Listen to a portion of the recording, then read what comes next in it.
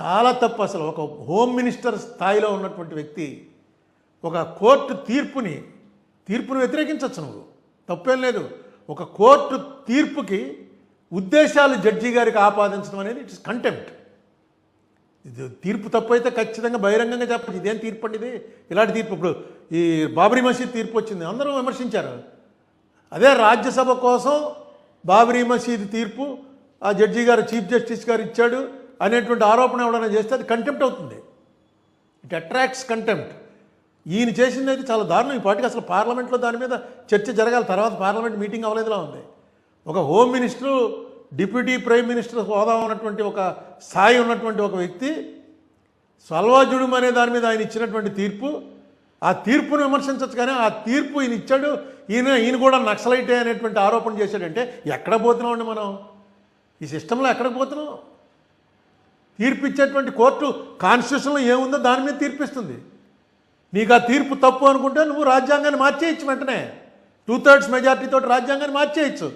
ఎప్పుడు సల్వాజుడుము 2003లోది, తర్వాత 10 ఏళ్ల నుంచి మీరే అధికారంలో ఉన్నారు.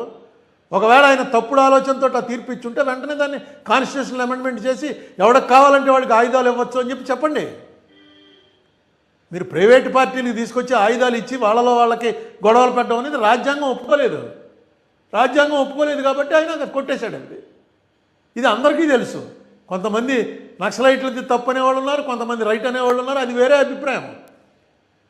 రాజ్యాంగపరంగా ఆయుధాన్ని పట్టుకుని తిరిగేటువంటి హక్కు ఓన్లీ పోలీసులకి, మిలిటరీకి, పారామిలిటరీ దళాలకే ఉంటుంది. కాకుండా ఎవడన్నా ఒక ఆయుధం తీసుకుంటే దానికి కారణం చెప్పాలి. ఆ ఆయుధం తన దగ్గర ఎందుకు పెట్టుకుంటున్నాడు అన్నది గవర్నమెంట్ అప్లై చేయి, ఓహో వీడు చెప్పింది కన్విన్స్ అవుతున్నారా, కరెక్టే, వీడికి ఆయుధం అవసరం అనుకుంటే ఒక ఆయుధం ఇస్తారు. ఆయుధాలు కూడా టెన్షన్ ఏమన్నా వస్తే వెంటనే పట్టుకెళ్ళి సరెండర్ చేసేయాలి. అలాంటిది మీరు ఒక బ్యాచ్ తయారు చేసి ఆ బ్యాచ్కి ఆయుధాలు ఇచ్చి నక్సలైట్లను చంపేయడానికి ఆయుధాలు ఇస్తున్నాం అన్నారు. అది కుదరదు. అదే గవర్నమెంట్ దాంట్లో వాళ్ళందరినీ పోలీసుల కింద చేర్చుకున్నారనుకోండి, అది తప్పు, ఎవరు తప్పట్లేరు. అక్కడ ఉన్నటువంటి గిరిజనులందరినీ వాళ్ళని ఎదుర్కోవడం కోసం స్పెషల్ రిక్రూట్మెంట్ చేసి పోలీసుల కింద చేర్చుకుని వాళ్ళందరికీ ఆయుధాలు ఇచ్చుంటే ఆ గొడవ వేరు. ఇది ప్రైవేటు సైన్యం తయారు చేశారు. రేపు పొద్దున ఎవడకోడు ప్రైవేట్ సైన్యం తయారు చేసుకుంటాడు. అది నిజంగా నేను ఆశ్చర్యపోయాను. అమిత్ షా గారు లాంటి ఒక సీనియర్ ఆయన, పొలిటీషియన్ నిన్న మొన్న వచ్చినవాడు కాదు, సీనియర్ మోస్ట్. అక్కడ గుజరాత్లో హోమ్ మినిస్టర్ చేశాడు, ఇక్కడ హోమ్ మినిస్టర్ చేస్తున్నాడు. ఎంటైర్ హోమ్ మినిస్ట్రీ అంటేనే పోలీసులకు సంబంధించింది, మిలిటరీకి సంబంధించింది, ఆయుధాలకు సంబంధించింది. అటువంటి మనిషి సల్వాజుడుం తీర్పు ఇచ్చినందువల్ల ఈయన నక్సలైట్ అయిపోయాడు అన్నాడు. ఎటు పోతున్నావు ఆలోచించుకోండి.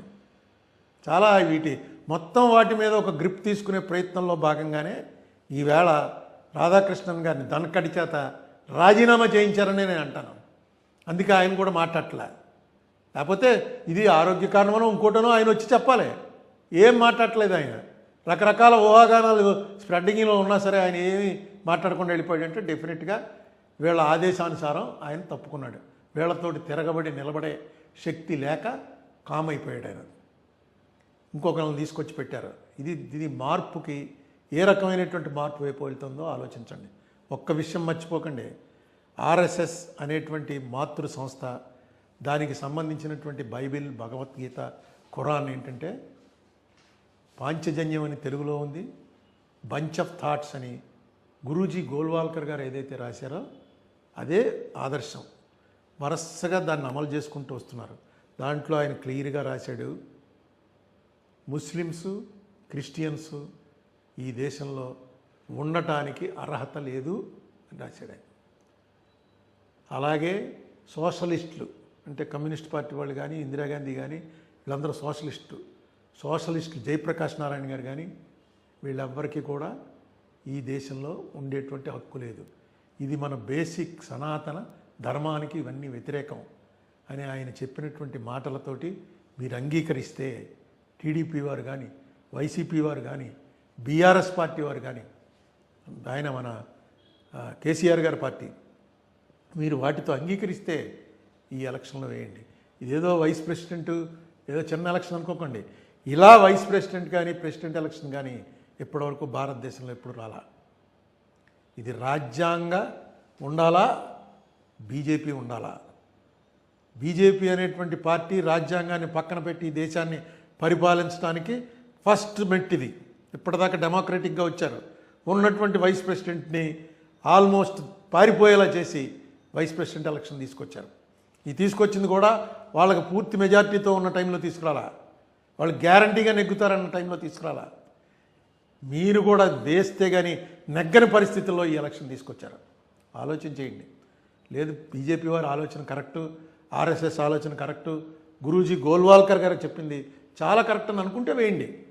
నేను మిమ్మల్ని తప్పు పట్టలేను, జనసేన వారు కానీ. ఎందుకంటే మీరు ఆ పార్టీలో ఐడియాలజీలో ఇప్పుడు అలాగే బీజేపీ వాళ్ళు మా ఐడియాలజీ ఇదే అంటారు.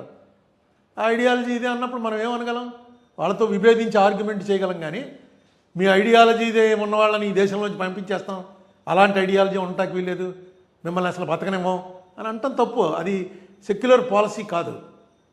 సో బీజేపీ వారు వారి ప్రచారం వారు చేసుకుంటూ వస్తున్నారు. ఇప్పుడు ఏం చేస్తున్నారంటే ట్రిక్ ప్లే చేస్తున్నారనమాట. మీ మీద ఈడీ వాడతారనో, కేసు వాడతారనో, మరొక రకంగా ఇరుకును పెడతారనో భయపెట్టి, ఏ రకంగా అయితే బ్రిటిష్ వాళ్ళు ఈ దేశాన్ని స్వాధీనం చేసుకున్నారో, ఏ రకంగా గజనీ గోరీ మొదలైనటువంటి వాళ్ళు ఎక్కడ ఉన్నటువంటి గొడవల్ని ఆసరాగా తీసుకుని వచ్చారో, ఆ రకంగా ఈ బీజేపీ ఆక్రమణ చేసేటువంటి ప్రయత్నం చేస్తుందేమోనని నా అనుమానం. చిచ్చి నీది అనుమానం, ప్రయత్నం ఏంటి? మేమంతా వాళ్ళకి సపోర్ట్ అయ్యా, ఏం ఆడుతున్నావు నువ్వు అనుకుంటే అది వేరే విషయం. కాదు ఇలాంటివి ఆపాలి అనుకుంటే ఇది right time, right opportunity. Please think over it. మీకు ఏం నచ్చితే అది సెలవు.